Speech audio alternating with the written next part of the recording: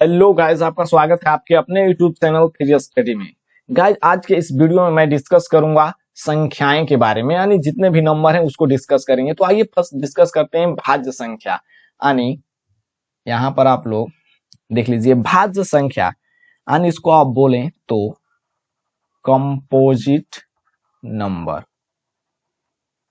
अगर composite number को आप डिफाइन करना चाहें तो आप बोल सकते हैं कि एक से बड़ी वे संख्याएं जिनमें अपने और एक के अतिरिक्त कम से कम एक और संख्या से भाग लग जाए, यानी एक और उसका फैक्टर। जैसे एग्जांपल से समझते हैं, 4 लेते हैं।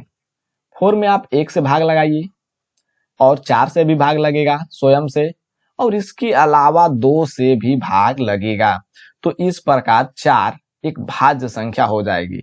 और सबसे स्मॉलेस्ट भाज्य संख्या की बात करें, स्मॉलेस्ट कंपोजिट नंबर की, तो 4 ही होता है। ठीक है, और इसका एग्जाम्पल लेना चाहें तो आप ले सकते हैं 6, 8, 9 इट्सेट्रा इट्सेट्रा। ठीक है, नेक्स्ट बढ़ते हैं और देखते हैं अभाज्य संख्या।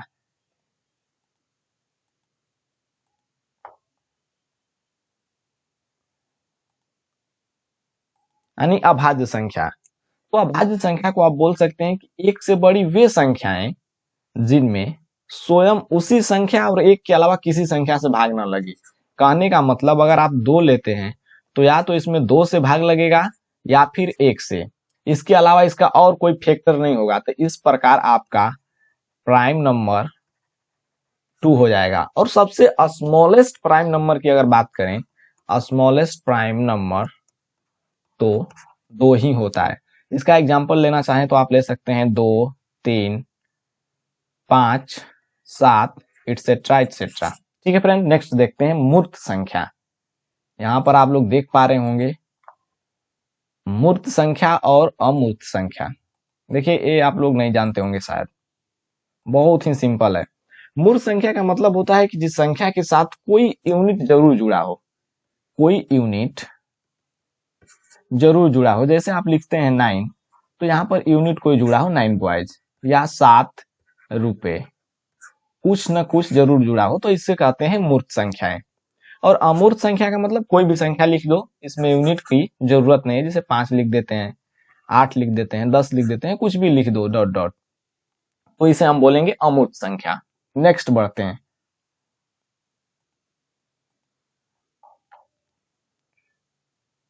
नेक्स्ट है प्राकृत संख्या यानी नेचुरल नंबर। अगर नेचुरल नंबर की बात करें तो जिस संख्या से वस्तुओं की गणना की जाती है, जैसे आप 1, 2, 3 डॉट डॉट इन्फिनिटी तक लिख सकते हैं, उसे हम प्राकृत संख्या बोलेंगे। बट अगर पूर्ण संख्या की बात करें तो प्राकृत संख्या में जब हम जीरो को भी इंक्लूड कर देते हैं, यानी 0, 1, 2, 3, 4, 5, तो ये आपका बन जाता है पूर्ण संख्या। ये आप लोग जानते होंगे। ठीक है फ्रेंड, और यहां से हम लोग बोल सकते हैं कि सभी प्राकृत संख्याएं, यहां पर देखिए, सभी प्राकृत संख्याएं पूर्ण संख्या हो सकती है, क्योंकि इसमें 1 से लेकर अनंत तक दिया गया है। यानी सभी प्राकृत संख्याएं पूर्ण संख्या हो सकती है, बट सभी पूर्ण संख्याएं प्राकृत संख्या नहीं हो सकती है, क्योंकि इसमें 0 नहीं है। नेक्स्ट बढ़ते हैं। नेक्स्ट आपका है हर्षद नंबर। इसके बारे में शायद आप लोग नहीं जानते होंगे। हर्षद नंबर का मतलब होता है कि वह संख्या जो अपने अव्ययी अंकों, अव्ययी अंकों को अगर बोलें तो एलिमेंट होता है, यानी अपने एलिमेंट अंकों के योगफल से पूर्णतः विभाज्य हो। अगर आप लोग नहीं समझ पा रहे हैं तो आप एग्जांपल समझिए। जैसे हम 36 लिख देते हैं या फिर 42 लिख देते हैं, तो इसका एलिमेंट तो एक 3 है, एक 6 है। अगर 3 और 6 को हम ऐड करते हैं तो हो जाता है 9। अगर 9 को, यानी 36 में 9 से भाग देते हैं तो पूर्ण रूप से कट जा रहा है, यानी 4 बार में। तो 36 को मैं बोल सकता हूं कि ये हर्षद संख्या है। ठीक है, या 42 को आप लिखिए, आप यहां से लिख सकते हैं सिंपली 4 + 2 यानी 6। अगर 6 से 42 में भाग लगाएंगे तो 7 बार में पूर्ण रूप से कट जाएगा, तो इसे हम बोल सकते हैं हर्षद संख्या। ठीक है फ्रेंड, नेक्स्ट संख्या के बारे में देखते हैं। बोल रहा है सह अभाज्य असभाज्य संख्या। देखिए ये बड़ी कंफ्यूजन करता है कि क्या होता है, तो दोनों एक ही होता है, सह अभाज्य बोलो फिर असभाज्य संख्या बोलो। तो इसे आप लिख सकते हैं कि वैसी संख्या जिसका HCF 1 हो, यानी आप लिखें इसको तो 3, 5 या फिर लिखिए 4, 9। तो इसके बीच देखिए तो HCF क्या, क्योंकि कुछ भी कॉमन नहीं है, तो कॉमन नहीं है तो उसका HCF 1 होगा। तो अगर आप इसका HCF निकालना चाहें तो 1 हो जाएगा, इसका भी HCF तो 1 हो जाएगा। इस प्रकार आपका अभाज्य संख्या 3, 5, 4, 9 और भी आप ले सकते हैं। इसमें एक ध्यान देने वाली बात यह है कि ये दोनों संख्याएं या तो अभाज्य हो सकती है या फिर एक भाज्य और एक अभाज्य हो सकती है। दोनों भाज्य नहीं होगी, क्योंकि जब दोनों भाज्य हो जाएगा 4, 6, ये दोनों भाज्य है, 4 भी भाज्य है और 6 भी भाज्य है, तो इसके बीच HCF तो 2 हो जाएगा। तो इस प्रकार आप बोल सकते हैं कि या तो दोनों अभाज्य हो सकती है या फिर एक भाज्य और एक अभाज्य हो सकती है। ठीक है फ्रेंड, इसको ध्यान रखिएगा। नेक्स्ट संख्या के बारे में देखते हैं। परिमेय संख्या, आप यहां से देखिए, परिमेय संख्या का मतलब कि जिस संख्या को P/Q के रूप में दर्शाया जा सकता है। जैसे आप एग्जांपल लें तो 5/8, इसको P/Q के रूप में लिखा जा सकता है। तो इस प्रकार ही रेशनल नंबर हो जाएगा।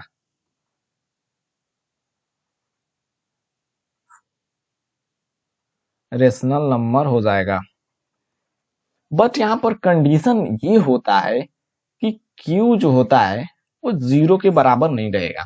ठीक है, अगर Q 0 के बराबर हो जाएगा, जैसे यहां पर लिखते हैं 5/0, तो इसका कोई तो मतलब ही नहीं रह जाएगा, यानी ये अनडिफाइन हो जाएगा, अप्रभाषित हो जाएगा, तो इसका कोई मतलब नहीं रहेगा। इस प्रकार कंडीशन में आप डाल सकते हैं कि Q is not equal to 0। और इसका एग्जाम्पल से समझते हैं,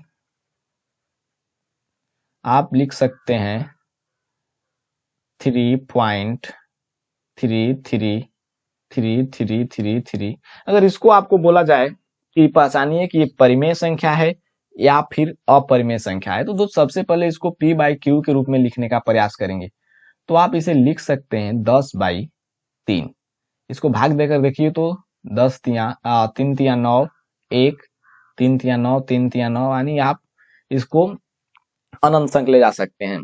तो इस प्रकार 3.333 ये आपका रेशनल नंबर हो जाएगा। ठीक है फ्रेंड, ये कैसे 10/3 लिखा जा रहा है, अगर इस पर आप वीडियो चाहते हैं तो कमेंट बॉक्स में कमेंट कीजिए। ये रेकरिंग का क्वेश्चन हो जाता है, रेकरिंग, तो इसको मैं डील कर दूंगा। ठीक है, अब नेक्स्ट बढ़ते हैं और देखते हैं अपरिमेय संख्या।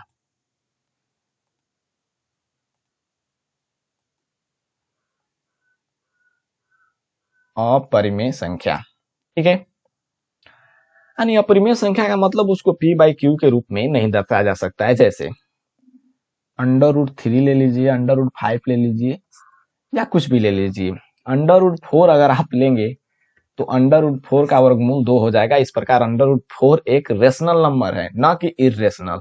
अगर हम पाई की बात करें तो मोस्ट इंपोर्टेंट आपके लिए ये रहेगा, क्योंकि लगभग एक एग्जाम में ये पूछ ही लिया जाता है कि पाई रेशनल नंबर है या फिर इरेशनल नंबर है। तो बहुत लोग सोचते हैं कि पाई का वैल्यू 22/7 होता है, इसलिए यह एक परिमेय संख्या है। मेरे दोस्त, पाई परिमेय नहीं, अपरिमेय संख्या इसको माना गया है। पाई का वैल्यू 22/7 होता है, ना कि ये परिमेय संख्या है। तो इसको आप लोग ध्यान रखिएगा कि यह एक अपरिमेय संख्या है। इस प्रकार आप लिख सकते हैं π/2 या 2π, कुछ भी लिख सकते हैं, वो अपरिमेय ही होगा। क्योंकि जैसा कि आप लोग जानते हैं कि जब भी अपरिमेय संख्या में कुछ जोड़ते हैं परिमेय संख्या को, जैसे √3 में 2 जोड़ते हैं, तो ये अपरिमेय संख्या हो जाता है, या फिर गुणा करते हैं या फिर घटाते हैं अपरिमेय से परिमेय को तो वो अपरिमेय संख्या ही रहता है। ठीक है, नेक्स्ट डिस्कस कर रहे हैं वास्तविक संख्या। वास्तविक संख्या यानी रियल नंबर।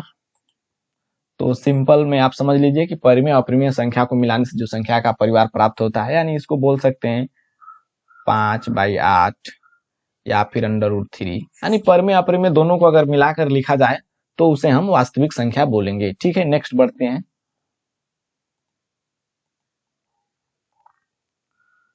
पूर्णांक संख्या।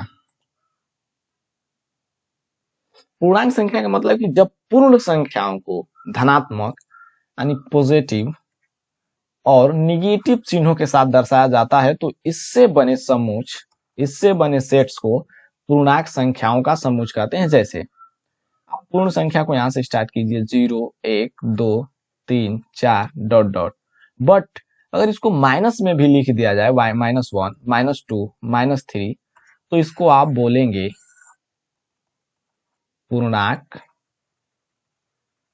संख्या है। इसको आप लोग ध्यान रखिएगा। ठीक है, उसके बाद बढ़ते हैं समपूर्ण संख्या पर। ये शायद आप लोग नहीं जानते होंगे।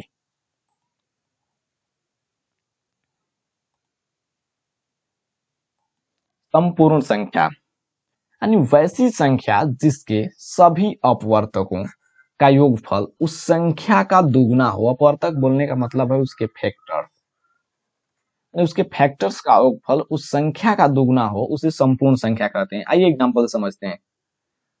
ले लीजिए आप 6 और 28, इसका फैक्टर करके देखिए 2 हो जाएगा, 1 भी हो सकता है, 3 हो जाएगा और 6 हो जाएगा। अब इसको ऐड करके देखिए तो 2 1 3 3 6 6 12, तो 6 से 12 दो गुना है,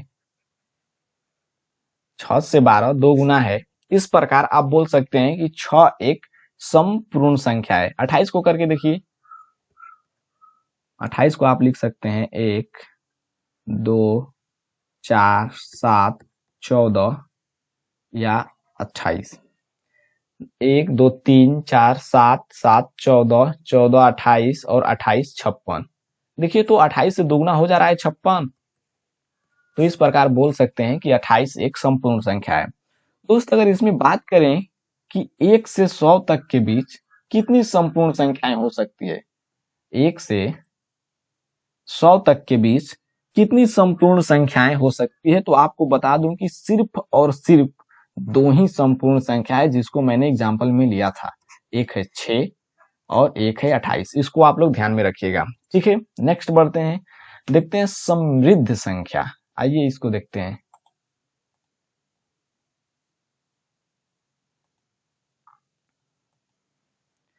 यानी वैसी संख्या जिसके सभी अपवर्तकों का योगफल उस संख्या के दोगुने से अधिक हो। यानी आप यहां ले सकते हैं 12 लेकर देखिए, 12 को आप लिख सकते हैं 1 2 3 4, उसके बाद 6 12। अब ऐड करके देखिए तो इसको, इसके फैक्टर को 2 1 3 3 6 4 10 6 16 16 12 28। देखिए तो 12 दूना के 24, अगर इसका दुगुना करें तो 24 ही होगा, बट यहां पर इसके फैक्टर्स का योग 28 आ जा रहा है। तो इस प्रकार बोल सकते हैं कि 12 एक समृद्ध संख्या है। 6 संपूर्ण संख्या है बट 12 एक समृद्ध संख्या, और भी आप एग्जाम्पल ले सकते हैं। ठीक है, नेक्स्ट नंबर की ओर बढ़ते हैं।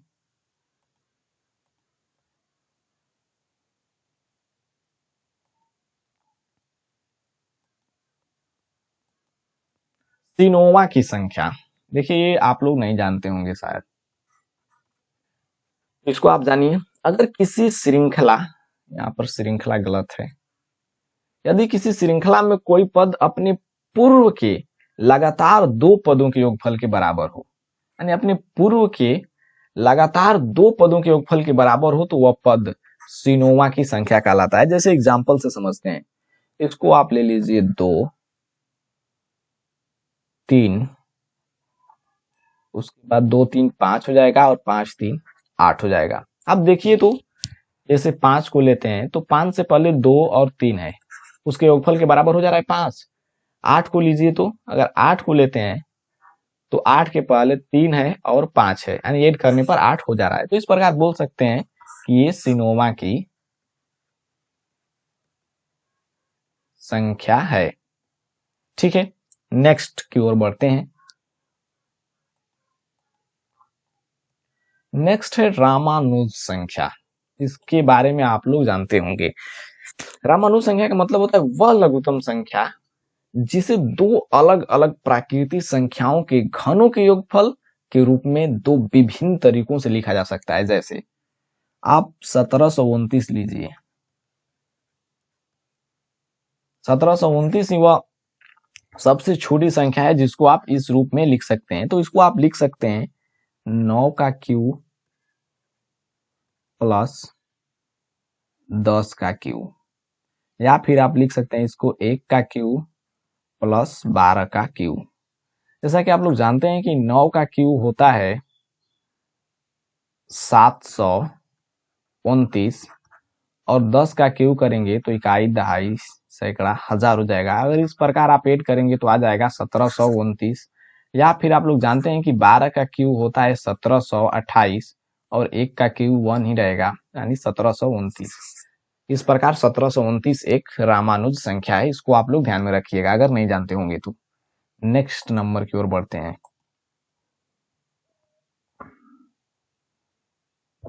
जुड़वा अभाज्य संख्या, यानी जुड़वा अभाज्य संख्या बोलने का मतलब वैसी दो अभाज्य संख्या जिसके बीच कोई एक भाज्य संख्या स्थित हो। यानी एग्जाम्पल में अगर लिखें 3 और 5, आप लोग यहाँ पर देख पा रहे होंगे कि ये दोनों तो अभाज्य संख्या है 3 और 5, बट इसके बीच में 4 एक ऐसी संख्या है जो कि भाज्य संख्या है। तो आप इस प्रकार बोल सकते हैं कि 3, 5 जुड़वा अभाज्य संख्या है। या फिर और एग्जाम्पल आप लेना चाहें तो ले सकते हैं 4, 9। 4, 9 तो अभाज्य संख्या है, बट उसके बीच में अगर देखा जाए तो 6 या फिर 8, ये जो है आपका भाज्य संख्या है। तो इस प्रकार 3, 5, 4, 9 आप और भी एग्जाम्पल ले सकते हैं। दोस्त आज के वीडियो में बस इतना ही। मिलते हैं नेक्स्ट वीडियो में कुछ नए और इंटरेस्टिंग टॉपिक के साथ। तो अगर आप लोग हमारा चैनल सब्सक्राइब नहीं किए हैं फ्री स्टडी तो जल्दी से कर लीजिए, क्योंकि इस प्रकार का वीडियो मैं हमेशा लाता रहता हूं। और हाँ, अभी संख्याओं के बारे में जानकारी आपको डिटेल्स में और लेना है तो यूट्यूब चैनल को सब्सक्राइब तो करना ही पड़ेगा, और साथ में बेल आइकन को जरूर प्रेस कीजिएगा ताकि जब मैं नंबर से रिलेटेड और कोई वीडियो अपलोड करूं तो सबसे पहले आपको नोटिफिकेशन प्राप्त हो। अगर मैं लिख दूं √18, अगर इसको बोलूं कि कौन सी संख्या है, तो इतनी संख्याओं पढ़ने के बाद भी आप नहीं बता सकते हैं कि माइनस में 18 अंडर में है तो ये कौन सी संख्या है। तो नेक्स्ट वीडियो में डिस्कस करेंगे इसी के बारे में। ठीक है, और भी जितनी संख्याएं बाकी रह गई हैं उनको भी डिस्कस करेंगे नेक्स्ट वीडियो में। तो प्लीज चैनल को सब्सक्राइब करके बेल आइकन को प्रेस कीजिए। Thank you.